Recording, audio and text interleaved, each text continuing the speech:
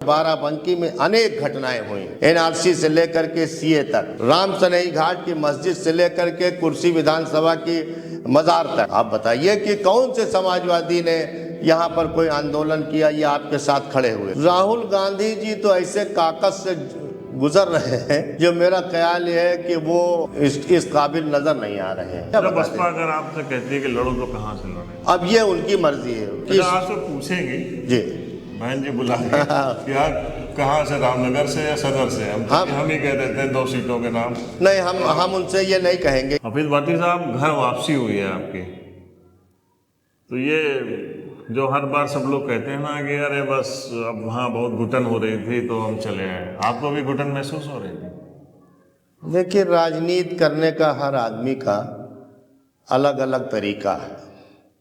हमारा राजनीति करने का उद्देश्य कभी भी ऐसा नहीं रहा कि हम कोई एमएलए, मंत्री, एमपी बनने का शौक रखते हैं। राजनीति में सबको सोचना होता है, लेकिन हम बहुत ज़्यादा इस चक्कर में नहीं रहते हैं। हमने हमेशा राजनीति वसूलों के साथ किया है। हमारा मन जब देखा यहाँ के ऊपर कि नहीं लग रहा है, यहाँ पर हमारे मुद्दे, हमारे लोगों के साथ अन्याय जास्ती हो रही, कोई बोलने वाला नहीं है, तो हमने ये फैसला किया कि इससे क्या फ़ायदा है। इससे अच्छा ये है कि वहाँ रहो, कमज़ोर मजलूम की मदद करो, और राजनीति करना है तो हमेशा दबे कुचले समाज के लिए राजनीति हम करते हैं। मजलूमों के साथ अन्याय न हो उसके लिए राजनीति कर रहे हैं, इसलिए हमने समाजवादी पार्टी छोड़ दी। मुसलमानों के लिए करते हैं कि नहीं करते? मैं मुसलमानों के लिए भी करता हूँ, पिछड़ों के लिए भी करता हूँ, दलितों के लिए भी करता हूँ, अपर कास्ट में जो लोग ज़रूरतमंद हैं उनके लिए भी करता हूँ। कई बार जब बीएसपी की सरकार मतलब नहीं बनी या मायावती जी हारी, तो उन्होंने हमेशा दोष मुसलमानों के ऊपर मढ़ा कि मुसलमानों ने वोट नहीं दिया हमको, इसलिए हारे। देखिए, कभी कभी बहन जी की कही हुई बातों को कुछ लोग तोड़ मरोड़ करके कहते हैं। हम भी उनके साथ काफ़ी समय तक रहे। ऐसी बात कभी उन्होंने हम लोगों से नहीं कहा, न मेरे सामने कहा। मैं मगर एक बात फिर कहता हूँ कि दुनिया कुछ कहे, मेरा दावा है इस बात का कि बहन जी 4 बार मुख्यमंत्री रहे, लेकिन कभी भी मुस्लिम समाज के साथ अन्याय जास्ती नहीं हुई। कोई आदमी प्रदेश का बतावे कि बीजेपी से एक बार समझौता कर भी सरकार चलाया, लेकिन बहन जी न कभी दबी है और न कभी झुकी हैं, और न किसी की औकात रही कि कोई दंगा कर दे, कोई फसाद कर दे। आप पत्रकार महोदय हैं, आप बताइए कि बहन जी के शासनकाल में कितने दंगे हुए थे? कोई हुआ था दंगा? हम सवाल यही है कि मायावती जी की जो पोजीशन थी वो बड़ी स्ट्रांग थी, लेकिन फिर वो धीरे धीरे बीजेपी के किस वजह से डर में, दबाव में आ गई कि वो एकदम न्यूट्रल होती चली गई और उनका जो वो अंदाज था वो खत्म। देखिए, अंदाज उनका वही आज भी है, वो डरने वाली लेडी है नहीं। हम सीधे तौर पर कहते हैं, जो उनके ऊपर आरोप लगाए जाते हैं कि वो बहुत ज़्यादा पैसा है, कुछ संपत्ति है, इसलिए जो है वो बैकफुट पे आ गई कि ऐसा ना हो उनको ताज कॉरिडोर या किसी मामले में जेल भेज दे, जो ईडी का प्रयोग करते हैं। क्या ईडी से दबाया गया मायावती जी को? ऐसा कुछ होता तो बीजेपी अब तक कार्रवाई कर चुकी होती। उनके ऊपर कोई ऐसा मामला ही नहीं है, और एक आज जो मामला हुआ था उससे अदालत से भी उनको कोई ऐसा वो इल्ज़ाम नहीं लग पाया है। कुछ चीज़ ऐसी है कि ज़्यादातर कमज़ोर आदमी दबे कुचले दलित समाज के लोगों पर इल्ज़ाम ज़्यादा लगा देते हैं, और जो दूसरे लोग होते हैं वो चाहे जितने गुनहगार हों, बड़े हों या बाहुबली हों, उनके ऊपर कोई इल्ज़ाम नहीं लगाता, क्योंकि वो डरते हैं लोग। अच्छा, आप बहुत लंबे टाइम से आपने बीएसपी की राजनीति की है जी, और जो ये आरोप जैसे आप कह रहे हैं, क्या ये मतलब होता है कि वो बर्थडे हुए तो उनको महंगे महंगे गिफ्ट दिए गए या पैसे दिए गए, ये होता था बीएसपी में? गिफ्ट की हमेशा बहन जी ने मना किया कि कोई ऐसा गिफ्ट न लाया जाए। बहन जी ने हमेशा, अब गिफ्ट आपके यहाँ बर्थडे होता है तो बच्चे के लिए केक कोई लाता है, कोई कपड़े लाता है, कोई कुछ लाता है, तो ये तो गिफ्ट एक तोहफा प्यार में, स्नेह में अगर किसी ने दिया तो बहन जी ने उसको स्वीकार किया। हिंदुस्तान में पहली नेता है बहन मायावती जी कि राज्यसभा, विधान परिषद में किसी को भेजा हो, ₹2 लिया हो, कोई बतावे क्या? ये बताइए, आपको बीएसपी से टिकट दिया गया और आप जो है नगर पालिका के चेयरमैन हो गए, फिर आपको रामनगर से भी टिकट दिया गया, कहा गया कि सबसे सस्ता टिकट आपका था, तो ऐसे क्या कहे के लिए कि आपके बड़े अच्छे रिश्ते रहे हैं, किस वजह से आपका टिकट बहुत सस्ता हुआ?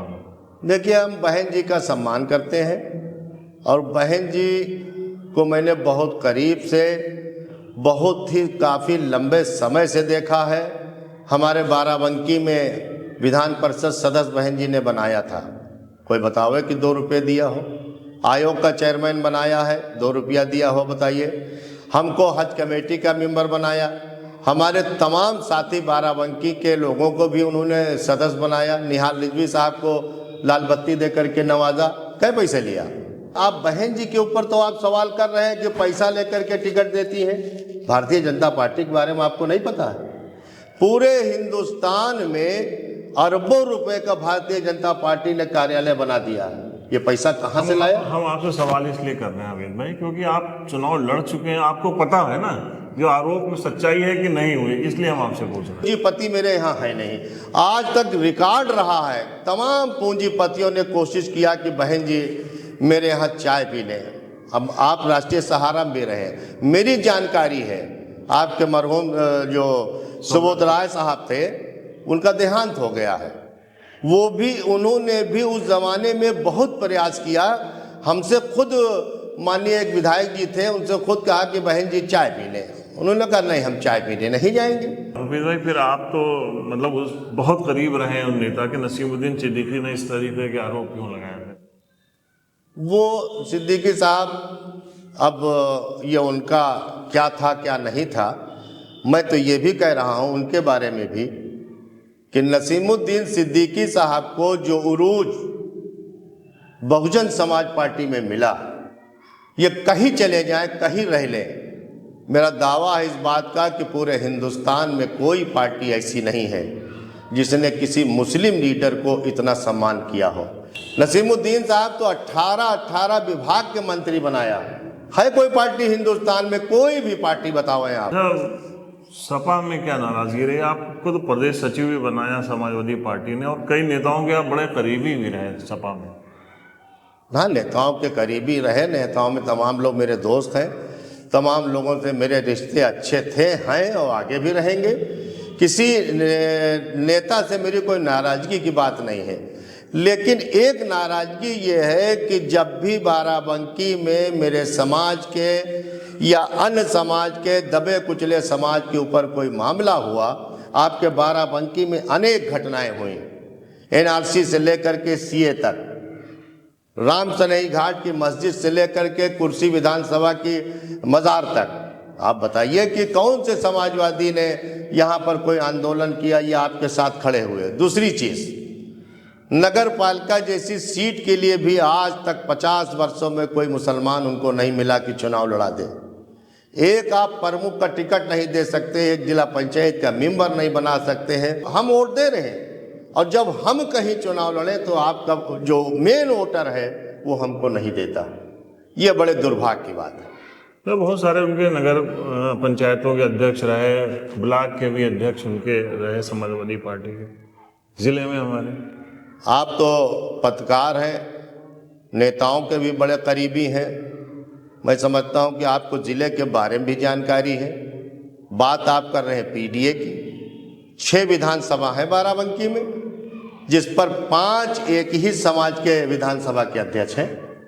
आपका जिला अध्यक्ष समाजवादी पार्टी का बनाया गया, अब उसको ये भी अख्तियार नहीं है कि अपनी मर्जी से कोई एक पदाधिकारी बना ले। आप कहाँ से लड़ेंगे चुनाव विधानसभा का? ऐसी कोई मेरी बात नहीं हुई है, चुनाव लड़ने की मेरी कोई बात नहीं है। संगठन में काम करने के लिए बहन जी से मैंने कहा, लड़ चुके हैं, 50,000 से ज़्यादा वोट आपको मिले थे। 60,000 वोट आपको मिले थे जी। तो लड़ने का कहीं ना कहीं से कौन सी सीट पसंद है?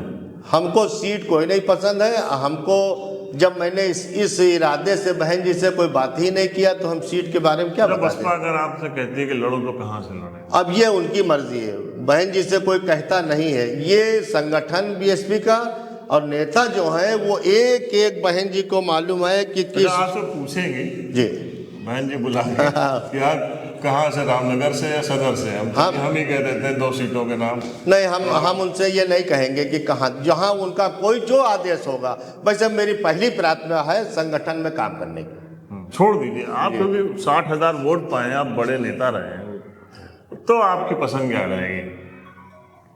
आपके चाहने वाले चाहते होंगे बहुत सारे आज आप यहाँ से लड़िए, तो आपको कौन? कल मैंने बीएसपी ज्वाइन किया। पूरे ज़िले से, अन्य ज़िले से, बाहर से, तमाम जगह से फ़ोन आ रहे हैं बराबर। मैं सबका शुक्रिया अदा कर रहा हूं। कम से कम इस छोटे से कार्यकर्ता को लोग जानते हैं। सपा बसपा का कॉम्बिनेशन अच्छा होगा कि कांग्रेस बसपा का कॉम्बिनेशन अच्छा होगा? जो बात आप कहना चाह रहे हैं उसको मैंने आपको पहले बता दिया कि इस कैटेगरी के हम इतने बड़े नेता नहीं हैं कि हम डिसाइड करें कि किससे अच्छा रहेगा। अच्छा, आपके अगर फेवरेट 3 नेताओं के नाम कहाँ पूछे जाएं तो क्रमवार आप कैसे बताएंगे? First, second, third. Mayawati ji, Rahul Gandhi ji और अखिलेश यादव साहब। देखिए, काम के मामले में, कानून का राज स्थापित करने के मामले में नंबर 1 पर बहन मायावती। राहुल गांधी जी तो ऐसे काकस से गुजर रहे हैं जो मेरा ख्याल ये है कि वो इस काबिल नज़र नहीं आ रहे हैं। तो मायावती जी के बाद आपकी दूसरी पसंद अखिलेश यादव? अखिलेश यादव जी हैं, लेकिन ये है कि अखिलेश यादव जी भी ऐसे लोगों से घिरे हुए हैं आज की तारीख में। मतलब इन दोनों का मेल हो तो गुल खिल सकता है उत्तर अब प्रदेश। ये मेल के बारे में मैंने आपको पहले भी कहा, किससे मेल होगा इसका निर्णय, फैसला बहन जी करें। चलिए, अभी तो बहुत मजा आया आपसे बात। हमने बहुत सारी बातें, क्योंकि हम वो बातें पूछते हैं जो लोग जानना चाहते हैं या लोग हम लोग से कहते हैं कि ये बात है। और आपने जब बसपा ज्वाइन की तो इस तरीके की सारी बातें जो हो रही थी वो हमने आपसे पूछी और आपने बहुत बेबाकी से उसका जवाब दिया। बहुत अच्छा लगा और आपको आप घर वापसी की बहुत बहुत शुभकामनाएं। चलिए, बहुत बहुत शुक्रिया।